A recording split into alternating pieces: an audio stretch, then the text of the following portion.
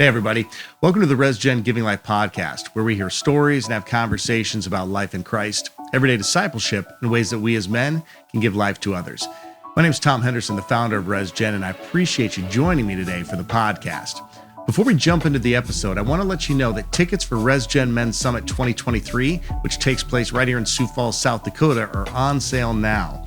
This annual event, which takes place on Saturday, February 4th, goes from 8 a.m. to 1 p.m. and brings over 1,000 men together for 5 hours of encouragement, laughter, and impact.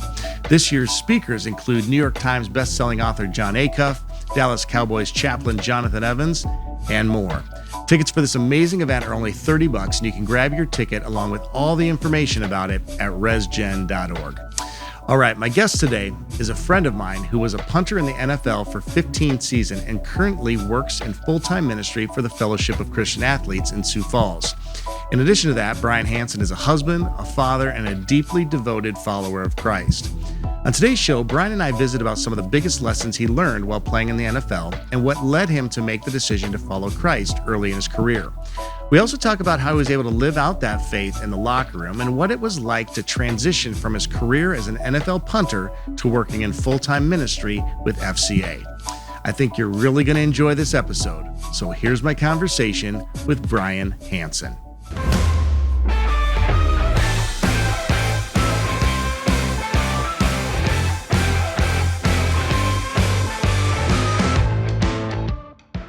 Brian Hansen, welcome to RESGEN Giving Life Podcast. Good to be here. Yeah, dude, seriously. Thanks for the invite. Yeah, man, this is episode 50. 50. Yeah, we're like half a century into our episodes, and you are number 50. Wow. Well, that's good. Yeah, I think. I think it is. It's kind of like that's like a milestone, and so you're our milestone guest. Yes, so you're down the road a ways. So that's covering how many years? 3 years now. Yeah, 3 years. This is season 3. So, okay. So we're very, hopefully I can have as long of a career in podcasting as you did in the NFL. So that's a good goal. That's a good goal. Yeah. Okay. So, hey, we're going to get right into a lot of great content. We're going to have some football talk. We're going to have a lot of faith talk, the way that those intersected in your life and just all the different kinds of, just the ways that God chooses to intersect and in all of our lives. And so, but before we get into all that, just do a quick little introduction of who you are, your family, your job now, and then we're going to get right into hopefully what I think is going to be a real helpful conversation for people. Oh, quick intro. Well, I'm an older guy now. I'm in the 60s. We're talking about aging and how quickly time flies. Yeah. And I am as of 6 years ago, a grandfather. So I've been doing that now for a few years and have 4 grandkids and been married for almost 37 years. 3 kids that are all living in Sioux Falls. And so I'm really blessed to have my family right here and be able to see my grandkids and working with FCA. Yeah. I've been doing that for 24 years. And just kind of day by day showing up. We're right in the middle of our flag football season. So this is kind of my busy time of the year. Right. And, and then it's coach's ministry and doing all kinds of different things. So yeah. Well, I appreciate it because I know that this is a busy time, and even though this episode's not going to air for a little bit, you're willing to come in and during this busy time for you. So thank you so much for doing that. And and prior to doing FCA, we're going to talk about that transition of you going from your pro career in the NFL to FCA. But you had a very long. I mean, the NFL usually stands for not for long. That's what I've heard anyway. Yep. But you had a pretty lengthy career, 15 years in the league prior to going into FCA. And what's interesting is how you really got into playing football. And when we were talking a little bit prior to jumping on the podcast here about your college decision and choosing where you wanted to go to school, and your older brother Mark, right? So and he played football for the University of Sioux Falls. At the time, it was Sioux Falls College, correct? Right. Okay. And so was he recruiting you to come to play for the Coup at that time, or how did that all come about? Not really recruiting, but he was kind of my in. Okay. And I had to get his approval in order to attend Sioux Falls College at the time, which I didn't think I would get. His blessing to say, "Yeah, come on over." But I didn't know where else to go, and nobody else wanted me necessarily. They weren't exactly knocking down the door. I wasn't a blue chip recruit by any means. And so I just asked him, I said, would you mind if I came to school there? And he said, that would be great. Yeah. And he played quarterback, and I was a tight end / wide receiver with no speed, good hands, but no speed, and kind of a punter. And so I got a whopping $500 scholarship at Sioux Falls College back in 1979. Okay. And that was kind of the start. I had got to know the coach through my brother because he was the track coach, and I also ran track and was a pole vaulter. And so we would be at meets together with Sioux Falls College, and some of the high school meets and college meets were together. And so I got to kind of know him. And so I got $300 for football, $200 for track. So that was I had a scholarship. I was on my way. So I was a real athlete at one point. I actually wasn't just a punter. I was a pole vaulter. So well, but the crazy thing is, so you came in as you said as a wide receiver. So did you punt at all in high school football then?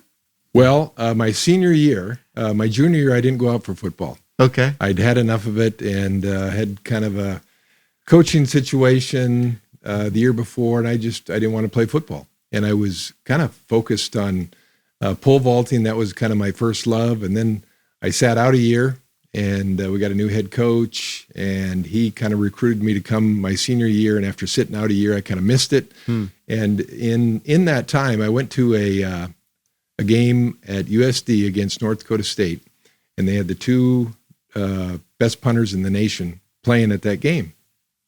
And I just happened to go to the game, watch those guys, and they put on a show, and I was just kind of captivated by what they did, and was kind of intrigued with it, and went out and started punting, and just took a real interest in it, and tried to develop, and that was the thing I kind of focused on my senior year, and then I, had a dream like a lot of kids of playing college ball, and from the time I was very young to playing professionally, but I knew that wasn't, a realistic dream.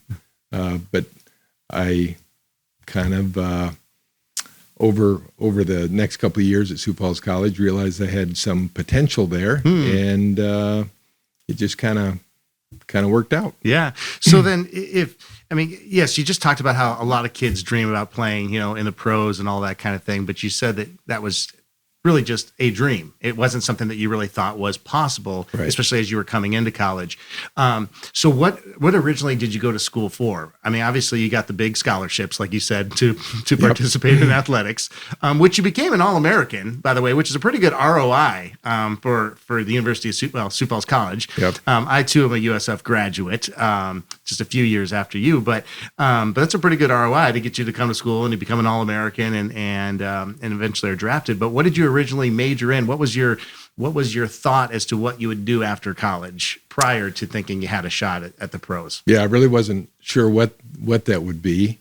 Started out as an art major, if you can believe that. Okay. Because my brother was an artist and very talented, very gifted artist. My dad was a art teacher, art professor, and the talent in the art department kind of stopped with my brother. And I had a little bit residual art talent, and so my first year I was kind of thinking I was going to be an art major and kind of following his footsteps, and that didn't work out so well, and so I just kind of jumped around from different things, was taking general education classes, and then figured that I wanted to be a coach and a teacher, and so I was pursued an education degree, and that's what I was thinking I would do, is that I would coach and teach. I did my student teaching, and that was kind of my game plan, with this crazy idea or dream that I would maybe get a shot in the NFL, as began to have scouts that would kind of express an interest and thought that I might get a chance to at least get in a NFL camp. Mm-hmm. Now, Brian, when all this was going on, was there a foundation that you had in Christ at that time? Was there a strong desire to seek out what God wanted for your life? Was that a guiding, like a guiding part of your life at that point? No, not really. that certainly wasn't my reasoning for going to Sioux Falls College and the Baptist and private Baptist college, but I was exposed to a couple of coaches. The first 3 years there with Coach Dave Schrader, and then 1 year with Bob Young. Yep. And I don't know if you've heard this, but Billy Graham, I think, said a coach will have a greater influence in 1 year than most people will in a lifetime. And I was a prime example of that with Coach Young. His first year at Sioux Falls College was my last year, and I had a redshirt year, so I played an extra year and had an opportunity to play for Bob. But had a great relationship with Coach Schrader as well, who helped build the now successful USF football program. He was kind of the foundation layer at that time, and then Bob came in and kind of took it to a new level. So, but I wasn't really thinking about that. I was nowhere close to that, but I was exposed to either teammates or through my coaches. We had chapel before the games, and Bob was certainly about, he saw coaching as his ministry, and it certainly had an impact on me. And I thought, one day I want to be like that guy, but it wasn't anytime soon. Just caught up in college lifestyle and pursuing the things of the world. But it opened my eyes and kind of softened my heart and kind of prepared me for the next step of my journey. Yeah, which we're going to get into in a second here. And I just want to make mention that Coach Young, obviously, I know him very, very well too. And he was a guest on the podcast, I believe in season 2. So if listeners, if Brian has piqued your interest at all, it really is just such a solid episode because Bob is just so solid. I mean, he's just so solid, so consistent, the way that he has just pursued God throughout his life, and then striving, like you just said, Brian, to make football and coaching his platform for ministry. Yep. And of course he wanted to win. Of course he needed to win, and he was competitive as all get out, but he was very passionate about coaching the right way and investing in his players and seeing them come to Christ. And you're a great example of that for sure. So yeah, I owe a lot to Bob and just to my experience at USF, Sioux Falls College, and the impact that he had on me and his son. His son was, we played together. He was the kicker, and I was the punter. And so we had kind of that kickers fraternity or that relationship. And, just the way that, he was obviously a chip off the old block, and, saw the way that he lived his life and what he was all about. And that was very compelling, convicting, to see Steve. I don't know if you know Steve. Yep, I do know Steve, yes. Just another Bob Young, a little Bob. So yeah. All right, so I want to fast forward now to that. You are looking at heading into the NFL. You feel like you've got a real shot, and you're. At what point did you say, I think this might work? Like, was it like, did you go into that draft in 1984 thinking, I think I got a real shot at this? No, I really didn't think that I would get, I certainly didn't think I'd get drafted. I thought I might have a chance at a free agent tryout. I thought that would be, if I could get signed and get into a camp, and how long that would last and how far that would take me. I think I was pretty realistic about it. But I had been to some kicking camps where they had current NFL punters that were working those camps, and I saw them kick, and I kicked, with them as good or better, and so that was kind of a booster for me to say that I think I could do this. If this guy's been around and playing, is in the league, and I can do this in a pressure situation. It's one thing to do it out in a camp when you're just kicking, ball after ball. But, I got some good feedback from the coaches and from a guy named Bucky Diltz, who used to play for the Broncos, and he was at one of these camps. And, he really encouraged me to pursue it and let me know that it was a realistic possibility. And then I started having scouts show up, just kind of your token scouts that worked for these combines that represented, several teams, and they they indicated that, if you get more consistent, and they encouraged me to stay the extra year, which was, good for development. And I really kind of focused just on punting my senior year. They, due to an injury, I stopped playing wide receiver and just focused on punting. And so due to that injury, that was a real blessing that I could just, mentally, physically prepare for just kicking the ball. And the scouts started coming around from the individual teams. So I knew that was an indicator that there was a real interest. It wasn't just the combines, but, they would come around and just talk to the head coach and say, is there anybody that has any potential that we should look at? Even these small schools, Sioux Falls College, and they turned over every rock, trying to see if there was somebody out there. And so they put me through the tests and asked me all the questions, and trying to see if I had any character at all, and if I'd be a reliable investment.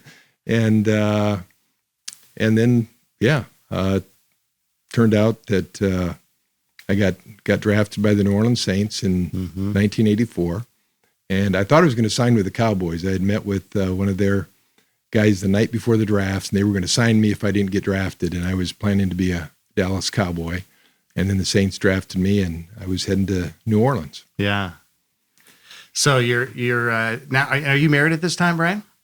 No, I'm a single guy. And, okay. Yeah. So single guy, you've got now this title as a professional NFL player, and faith is kind of there. It's kind of, at least there's an understanding of what faith is. Not necessarily the foundation of which you're building your life on at this point. So you enter the NFL, you go into your rookie season. When did you start really figuring out that, man, you know what? I need Jesus to be a part of my life? Well, I kind of knew the day that I got drafted, I was working in a casino in Reno, Nevada. So I was out there for about 2 months working with a kicking coach and working with other punters and kickers, and they had kind of a tryout where several NFL teams would come in and look at you and then determine, what they were going to do with you. And so I was working in this casino, and people that I was living with at the time, I just stayed in a bedroom or basement bedroom. Basically, was renting a place while I was out there working in this casino as a change boy, which is the lowest job in the totem pole. Okay. And so we'd work the night shift, and then we'd kick and work out in the afternoon. And anyway, the day of the draft, I'm thinking I'm not getting drafted, so I go to work, and the people I live with come out and say, "You just got drafted by the New Orleans Saints." I said, "You're kidding me." And so I talked to Coach Bum Phillips. They had left a number for me to call him, and he welcomed me to the Saints and said they were looking forward to having me. And the first thing I did was go to a chapel in the MGM Grand Casino in Reno, Nevada. And I got on my knees, and I really don't know what I said, but I just acknowledged him in it and knew that I couldn't, this couldn't happen without him, and that I couldn't do what needed to be done without him. And so there was just, it was my prayer and just my acknowledging him in it, and that I could somehow honor him with this opportunity. And that was my prayer.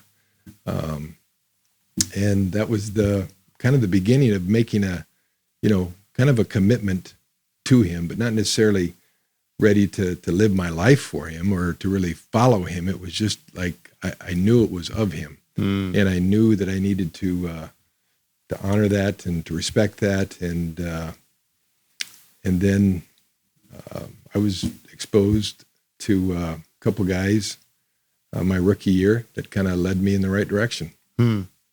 So, there was definitely there was a continual wooing that was happening with the Spirit that was drawing you. You knew that there was like, okay, boy, this couldn't have happened. I just got drafted in the NFL. as a change boy. That's such a great story too. Yeah. It's like, you always see the stories about like people watching with their families, or in the coach on the couches, and they got the snacks, and in the rooms full of people, and the cameras cut to them. And of course it's probably less fanfare in 1984 than there is today. Yeah, it's probably definitely. it wasn't near as the spectacle as it is today, but it's such a great story of saying, okay, this is probably not going to happen. I'm just going to be working at my casino and doing workouts and all that kind of stuff. But so God was definitely still a part of your mindset, and needing to just wanting to say, hey, Kate, I'm recognizing your role in this, and I know that this is something that's bigger than me and all that. So you enter into your rookie year, and tell me about the guys that you connected with, and how they really helped you see Jesus as someone to be your savior and to be the leader of your life, as opposed to just, okay, God is there and probably in this. Yeah. Well, if you can imagine an NFL locker room, which I really couldn't, I never saw myself being there, but on one side of me is a guy that was a professed agnostic atheist that was very well known, was very successful, became a Hall of Famer, basically had the key to the city, and he invited me into his world. So, I mean, everywhere the guy went, everybody knew him. He knew everybody. I mean, he was hooked up. And he was considered, I think he was voted the most eligible bachelor in New Orleans. And of all places, New Orleans is a unique place. And he literally had the key to the city. And he invited me into that world. And it was, it was very intriguing. And I was running with him. And he was a good friend, and he was the kicker. And I just thought, this is what I dreamed of. And I was just we were just part of this, this kicking duo that we spent a lot of time together. And I just kind of followed him around, and there was a lot of benefits to that. On the other side of me was an undrafted, unknown third-string quarterback by the name of Ken Karcher, who you've probably never heard of, but he played in the league for a few years. He was always a backup. I don't know that he ever got any regular season playing time or game time, but he invited me into his world as well. He invited me into a team Bible study that they would do every Thursday. We had a team chapel service before the games, and he just kind of invested in me. He invited me to his small Bible church, which I was kind of exposed to expository preaching and just hearing the word like I'd never heard it before. And he invited me to a camp, a sports camp in Hilton Head, South Carolina, with guys named Mike Barber, who's head of ministry, and I think he played for the Houston Oilers at the time.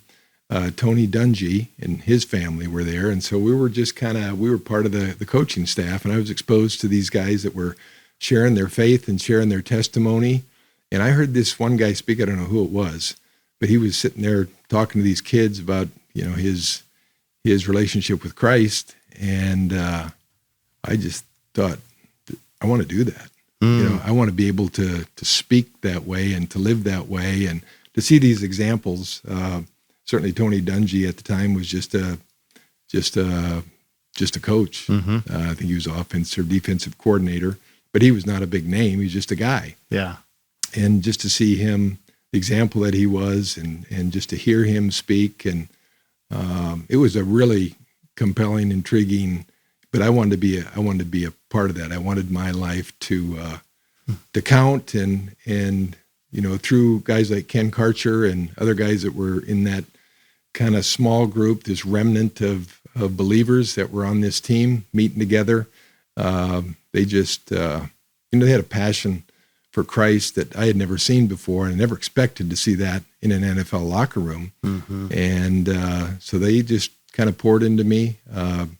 Ken would talk to me about scripture, and he says, in Jeremiah where it talks about, he said, oh yeah, like I had read Jeremiah. I totally know what you're talking about. Love that story. Yep. And so it was just, here I am sitting between these two guys. Yeah. And I had to kind of choose which direction I was going to go. And I was, the proverbial fence sitter, going here and going there. And eventually just like I wanted my life to be about, I knew what God had done. He'd given me an opportunity, he'd given me a platform.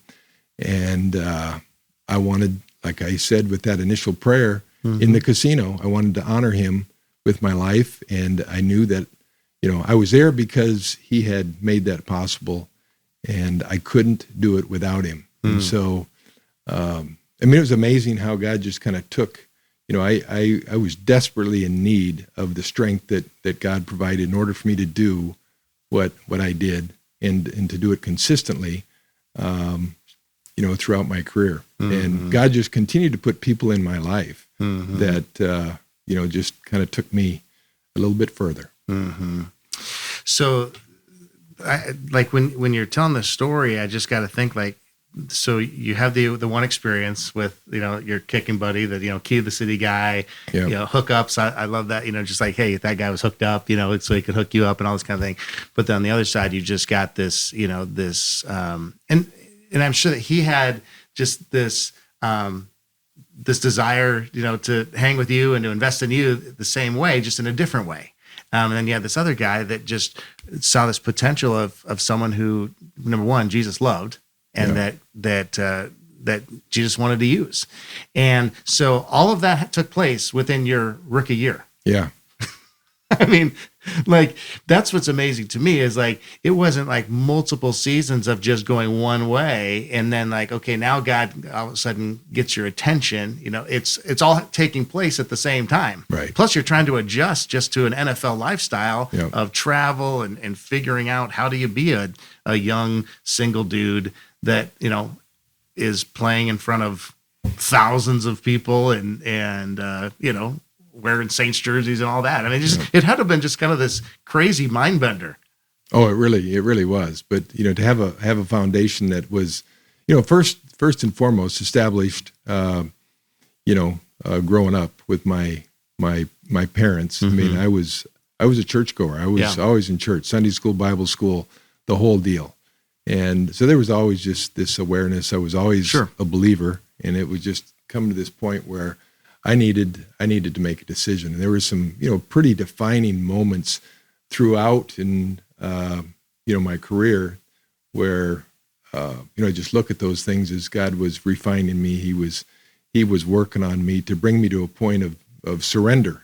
Complete surrender, and just a realization of, that I desperately needed him. I needed to make him Lord of my life. And so there were some pretty amazing things that took place, through circumstances and through coaches, and things that I don't know how you explain it other than God had his hand in it. I want to come back to that because I think that there's maybe one or two that would be really encouraging for listeners, but I got to think that this other guy, that you probably had to have a conversation with him at some point of saying, hey, look, I've loved the fun and the experiences that we've had. I'm so grateful for the way that you took me under your wing, but I'm kind of going to have to choose to not be a participant in some of these things because of my desire to surrender my life to Christ. Did that kind of conversation have to take place, or did it just naturally happen? Because I think that's one of the things that a lot of people fear, especially I think as, adult men. I think sometimes we kind of wonder what that looks like. If we decide to really go all in for Christ, what is that going to mean for, my relationships, whether that be at work or my friendships? What am I going to have to say no to fully embrace maybe the lifestyle that God wants, the lifestyle of holiness? And so that's no matter how old you are, that can be a fearful experience. Right. So how did that take place for you? Did you have to have those convos? Did it just kind of just naturally dissolve because you were adjusting your lifestyle, or what did that look like?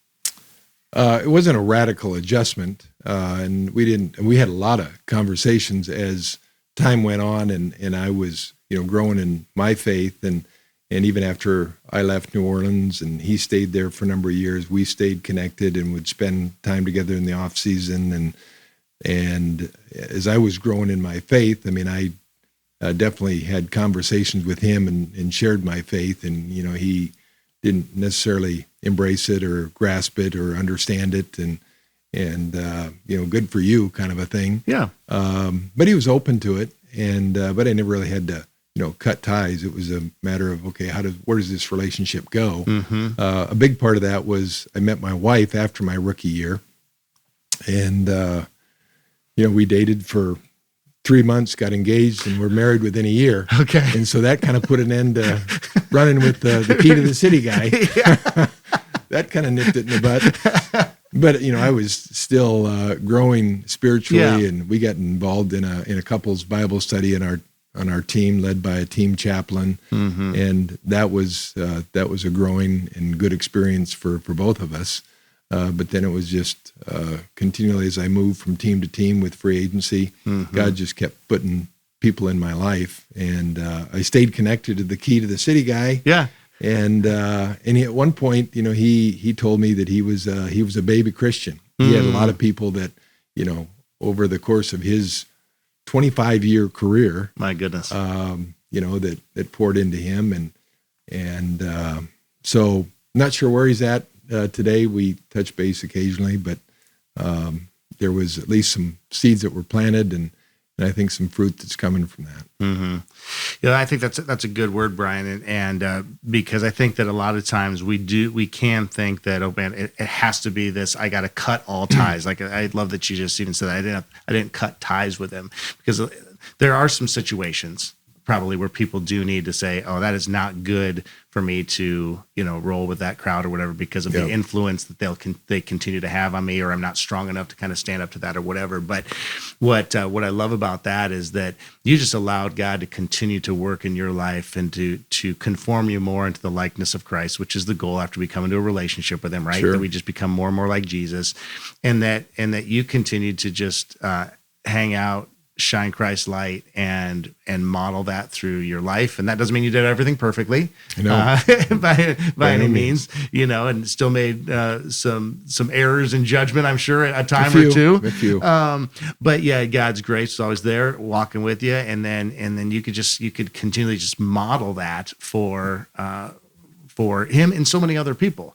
And that's what God desires for all of us, is that we would just continue to strive to grow in him, to love others, and to, be a light to the world that desperately needs to be lit up. Yeah. Yeah.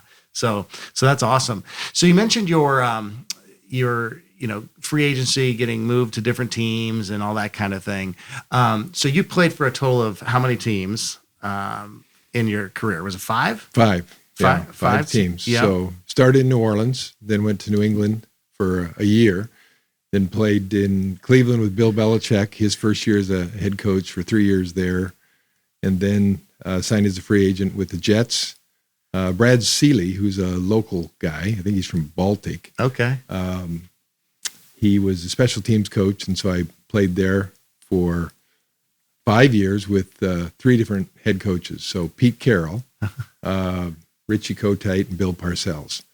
So was there for 5 years, and then out of football, started working with FCA. Yeah. And there's a whole story and a bunch of crazy stories there, how that worked out. Out of football for a year, started working with FCA, and then got picked up by the Washington Redskins, and hadn't kicked for a year, and went in and kicked to Deion Sanders on a Sunday afternoon. And that was ugly and embarrassing, and I knew that I should have stayed home. Yeah. Okay. So, and I want to get into that transition to the FCA, but before we do that, I want to talk about, just so, like, how did you handle just the uncertainty and I mean, five different places, 5 teams, coaching regimes, cities, dealing with that, being married, having kids at the time, some young kids. How was that transition for your family? Because, I mean, a lot of us have moved and I know several friends that moved multiple times, even when they were teenagers. But how did that the moving and then the constant being on the road during the season? How did that impact family life, and how did you keep things moving in the right direction family wise? It was a little challenging, and more so for my wife than for me,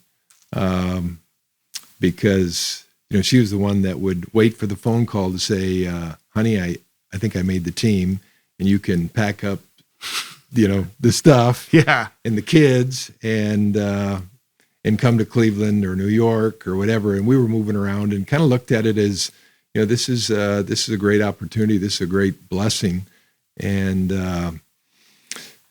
just a neat opportunity to go to different cities and to experience that. And you never knew if you were going to be around or if you were going to make it through camp. You could sign a 3-year contract, and you could be gone in 3 weeks. Mm-hmm. And they weren't guaranteed contracts back then. And so it was just a lot of unknown and a lot of uncertainty. And so Lori would pack up the kids, and they started school in Cleveland. And then we moved to New York 3 years later, and they continued to go to school there. And at first it was, like any kid going to a new school, unfamiliar place. It's a little scary, but then they make new friends. And then they got to the point where, we got to live in New York for 6 months, and then we'd come back to Sioux Falls. We lived here in the off season for about 10 years. This was kind of our home base, because you never knew if you were going to be there and where you were going to be. Yeah. And so there was just all this, the unknown of a career in the NFL. Mm-hmm. So then what role did your faith play in that? Was it just always a trust in saying, hey, God's going to put us where he wants to go? Was there ever a time where it's like, man, this is really hard, and I wish that God wasn't necessarily doing this? Yeah. And you would look at, with free agency, you had that sometimes you didn't have a choice, but sometimes you did, and you'd get interest or an offer to play for another team, or you kind of felt like you should at least look into who might be interested in what that opportunity would be, whether it was playing for the right team and having a chance at the Super Bowl, which was, I suppose that was something that I would have liked to have been a part of, but never was. In fact, I played on some of the worst teams in NFL history, so I was punting a lot. But that's why you had such a long career, because they got to see your body of work. Yeah, I did a lot of punting. But I would have to make that decision, where to go, and I really enjoyed my time in Cleveland as much as any place, and I had probably my most consistent years there. I had a kicking coach, and I had good relationship with a guy, Matt Stover, who was a brother in Christ, and really was one of those guys that he was a younger guy, but he kind of poured into me, and was, we just had a common bond in Christ, and it was really a great situation, and really didn't want to leave there, but Belichick really didn't want me that badly. And so I went to New York, and it was just, I'm sitting in New York and wondering, you got to start all over. You don't know anybody, and how can this be good? And just to see, how God used that, it was kind of a step of faith that I got to trust you, and I got to believe, Lord, that there's a reason I'm going here, and I don't know what that's going to look like, but just the things that happened in each of those places, each of those stops, the people that God put in my life, the things that took place in my life through, whether it was injuries or, whatever circumstances or whatever coaching situations, it was God just used it in amazing ways and defining marks in my life.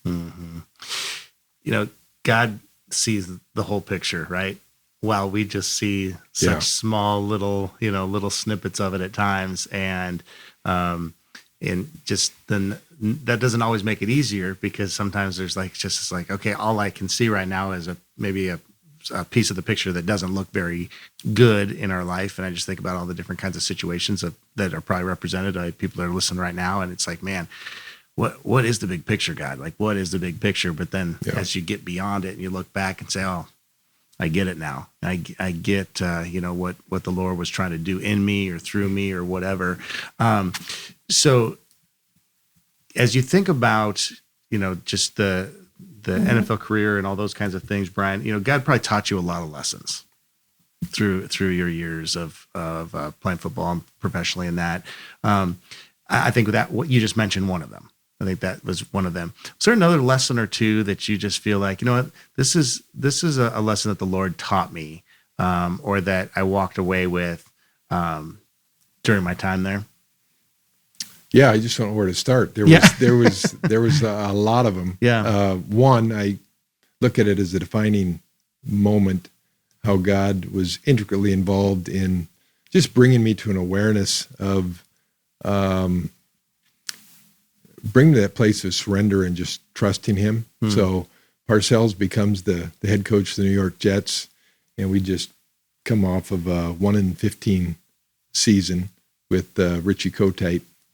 And so he was the savior of the franchise, and we have an off-season meeting. So everybody from wherever they're at, scattered all over the country, flies us in for a meeting so we could figure out what his expectations of us were and what we could expect of him.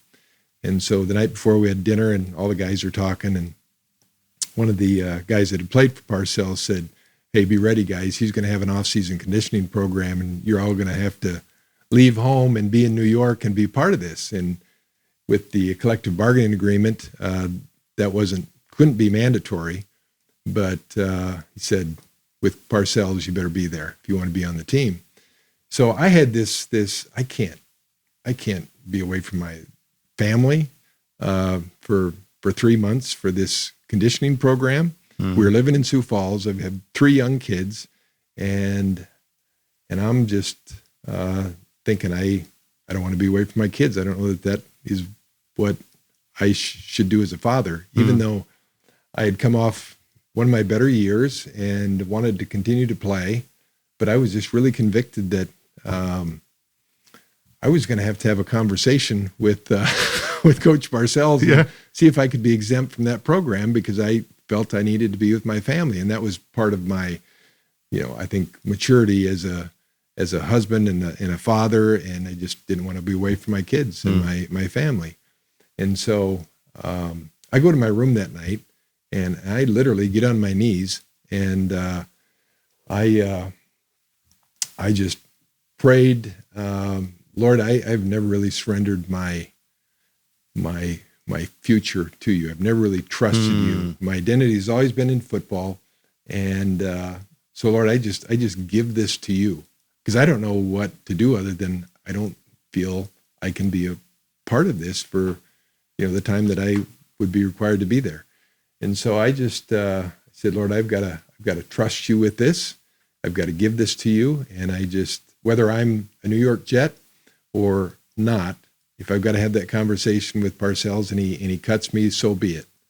And if I get traded or cut and picked up and go somewhere else, so be it. Or if I'm done with football, so be it. And it was just kind of like I needed to, I guess, bring that before the Lord, and to say, I want to put it in your hands. And I'd never really done that. I mean, I had done the religious stuff, and I'd gone to the chapel services and the Bible studies, but I never really totally surrendered. And so I just said, Lord, thy will be done. So I go to the meeting the next day, and it's in a tiered auditorium in the Jets training facility, and everybody's there. General manager, owner, Parcells is up front, giving us his spiel on, what to expect. And he's talking about, we had too many injuries last year, so we're going to remedy that by having an off-season conditioning program, and everybody's going to be a part of it. And he said, he went around the room, Keyshawn Johnson, first-round draft choice, you're going to be there. And it goes to our quarterback, Vinny Testaverde, Heisman Trophy winner, you're going to be there. Yeah. Curtis Martin, future Hall of Famer, all-pro running back, you're going to be there. And I'm sitting in the back row in between 2 offensive linemen. It was kind of a seniority thing where the old guys sat in the back and the young guys up front. And he said, except for our punter, he said, Hansen, how long have you been in the league? And I said, 13 years. And he said, well, you should know how to get ready by now, right? And I said, yep. And I said, yes, sir. I think I said, not yep. I said, yes, sir, I do. And he said, well, you be ready to go come training camp. Everybody else be here April 1st, ready to go. Wow. And just called me out in front of everybody. Everybody, turns around and looks at me. I get a couple of elbows in the side from the offensive lineman. And it's just like, well, how do you explain that? How do you explain that? I mean, I was willing to surrender my career, and that's basically what I did. I have to pinch myself. Did that really happen? But in front of everybody, said, except for our punter, Hansen. Bro, that is a great story. That is such a great story. And I just love that surrender sometimes comes in steps. I mean, obviously, yes, you surrender your life. And Lord, I want you to be the Lord of my life. But there's just those times in our life where it's like, boy, we can realize even after that moment how, boy, I still feel like I'm still maybe clinging to this part or clinging to this part. And what's such a great illustration. And obviously the Lord answered that prayer in a very unique way, in a very specific way, a very crazy way. What a fantastic story. There's times in our life where we realize, man, I thought I surrendered that, but I don't know that I did. Yeah. And sometimes it's kind of like even in our daily, right? It's like, man, I need to daily just surrender this moment to the Lord, because I think it's just human nature to try to grab onto control. Right. For sure. So, that is such a good story.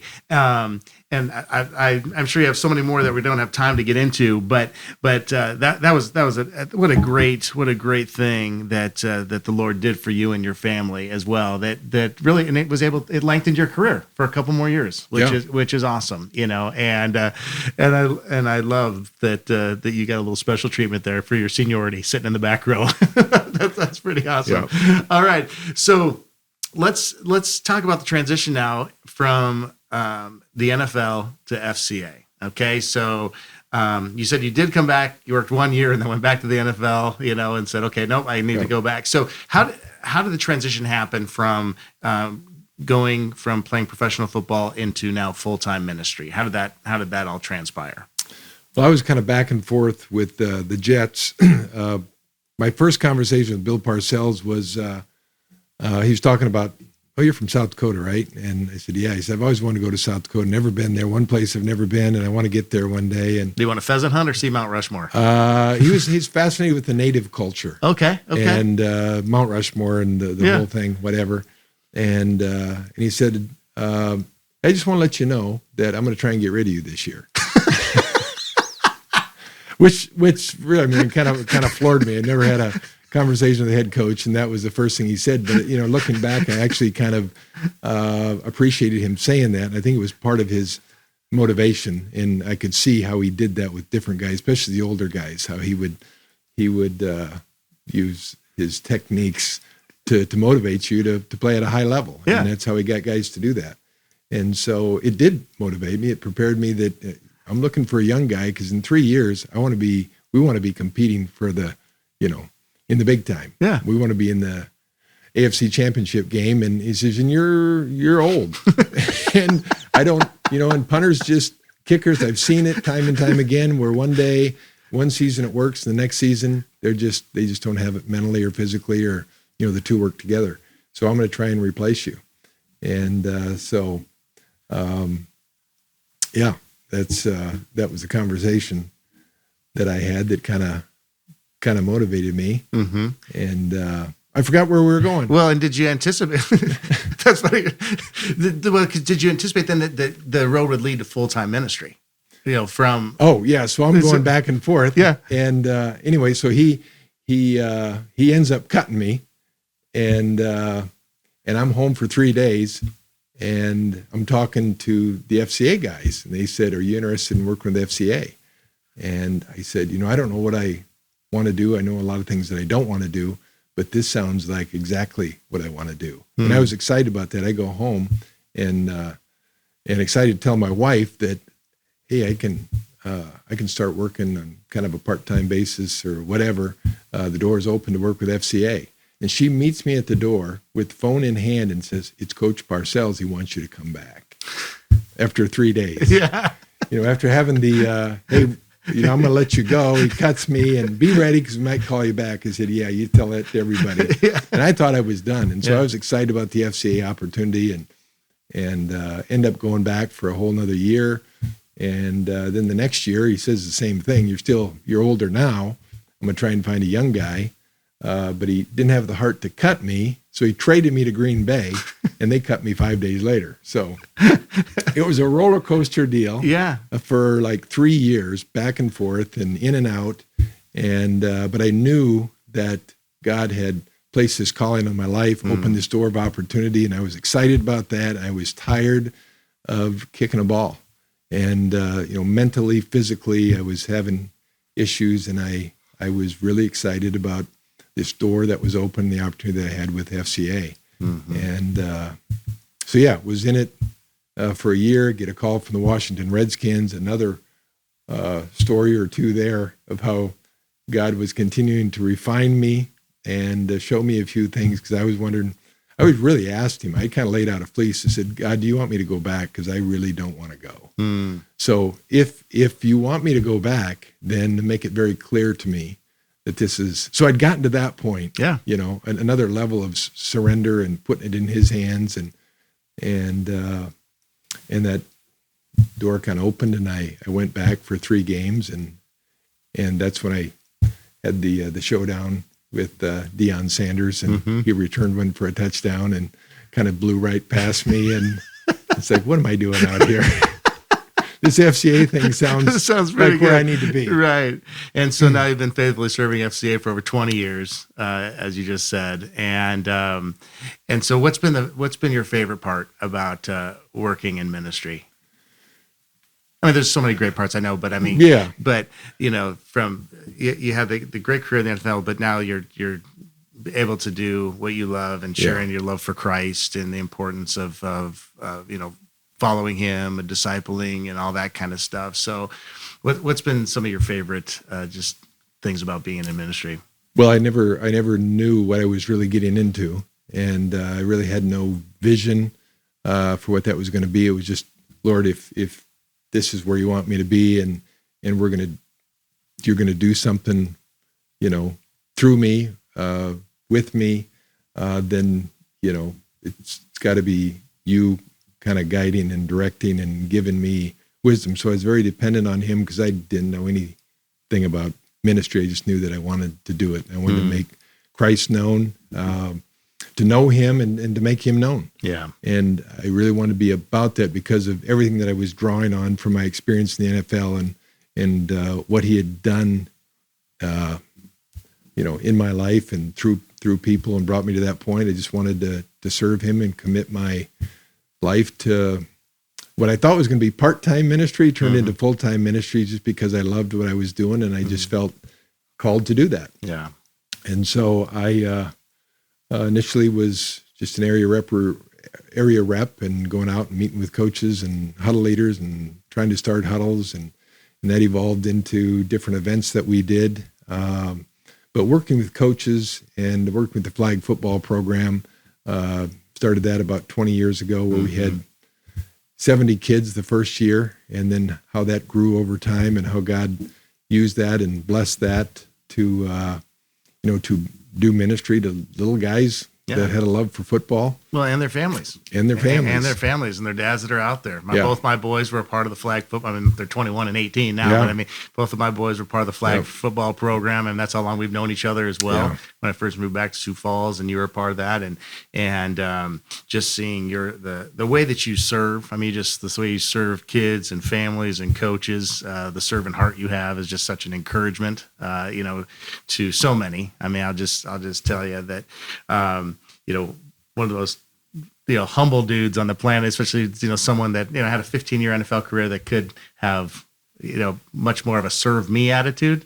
That's not what you have. He said you always have a how do I serve you attitude, and that's just because I know that's your model for that is Christ. And so that's been one of my favorite parts about watching you do ministry and partnering with you on a few different things. And so I just am very appreciative that God has allowed your sports world and your faith world to collide in the way that it did, and the way that you're able to use that platform as ministry when you're in the NFL, but now you're able to continue to allow that to flourish and grow in the position you are now. So I hope that's just an encouragement to you. Well, thank you. I appreciate because it truly is. It's just awesome to see how God is using you. And so as we kind of end our time here together, Brian, at this table, one of the things, and I didn't brief you on this, so but so it's going to be a little bit raw, but just right from the heart is we like to end our time at this podcast table with something we call the final word. And it's just kind of 60 to 90 seconds of, whatever the Lord lays on your heart as just a shot of encouragement, challenge. Maybe it's a scripture verse that God, that's become a life verse for you that you draw strength from, or that kind of guides you, or whatever. But, I just would love to know, like 60, 90 seconds, just a final word for listeners that you'd like to end our time here with today. Well, I think of, comes to mind anyway, Ephesians 3:20, now glory be to God who by his mighty power at work within us is able to do far more than we would ever dare to ask or dream of. Beyond our highest prayers, desires, thoughts, or hopes, may he be given the glory forever and ever. And that has been, I don't know that he'd call my life verse, but I continue to look at that and see, how that applies to all of us, in who he calls us to be, what he calls us to do, and what he is able to do, immeasurably more than we can think of or pray for. That, I mean, God does that in us. You look at your ministry and what he's done with RESGEN, and you look at people and their testimonies, and you give God the glory and you give him the credit. And, I see sports as, this tool that God uses to test us, teach us, develop us in our faith. And when you see it from that perspective, or even beyond that, to see it as a model that God uses, because we learn about discipline and commitment and being passionate and sacrifice and all these things that our coaches instill in us on a daily basis. But that's a short-term deal. That window's open for a very short time, and you learn those life lessons and those things that you learn through sports. And I think it's the one thing that God desires in us, living and serving him. All those things, they're just like, they just prepare you for what he's called you to do. And then it's a matter of, taking it and running with it. Yeah. And so, that's what I think FCA is all about. And our ministry is all about, is just, conveying that message that, that Christ can do in you and through you more than you ever thought possible. Amen. And so just, pointing young athletes, in that direction, pointing them towards Christ. And, you can't measure ministry, as but you just trust that you plant those seeds and God will do the increase. Yeah, that's such a good encouragement, a good word, because no matter where you are at today, God can do more in you and through you than you could ever imagine, especially as we just open our heart more and more to him each and every day. And just like you did at several different points of your life that you shared here today, as we just continually say, Lord, I surrender. I surrender, I surrender. And then all of a sudden, as that becomes a pattern of our life, he does work in us and through us more than we could ever imagine. So, brother, thank you. Thank you for being willing to come in your busy schedule right now and spend some time here at the podcast with me. And I know that that God is going to multiply your time and allow you to accomplish even more, because you gave us this little bit. So I'm so thankful that you did, and I greatly appreciate your ministry and your friendship. Yeah. Bless you. All right, brother. Thanks, Tom. I hope you enjoyed my conversation with Brian Hansen today. As always, if you found this episode helpful, I encourage you to share it with others that may find it helpful as well. Also, if you wouldn't mind, I would love for you to take 30 seconds to rate and/or review the podcast, as that is such an easy way to help us grow our audience and our impact. If you'd like to connect with Brian a little more, you can do so at southdakotafca.org. Lastly, don't forget to stop by resgen.org to check out all the information about RESGEN Men's Summit 2023, which is happening on Saturday, February 4th, and also about our marriage event, Date Night Comedy, which takes place on both February 2nd and 3rd. Thanks again for joining me today, everybody. We'll see you next time for another episode of the RESGEN Giving Life Podcast. Until then, continue being men whose life in Christ gives life to others. We'll see you soon.